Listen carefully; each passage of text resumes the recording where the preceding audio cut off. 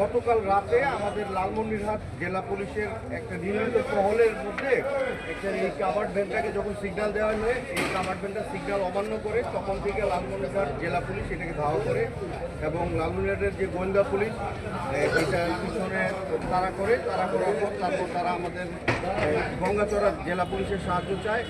গঙ্গাচড়া জেলা পুলিশের কাজ in the meantime Lalmonirhat border cross করে ওরা আমাদের গঙ্গাচড়া পুলিশের মানে যে জেলা পুলিশের এরিয়ার মধ্যে ঢুকে পড়ে এবং তারা নিয়ন্ত্রণ হারিয়ে গাড়িটি পরিত্যক্ত অবস্থায় রেখে চলে যায় এবং আমাদের গঙ্গাচড়া জেলা পুলিশের সহায়তায় এই গাড়িসহ মাদকগুলো জব্দ করা হয়।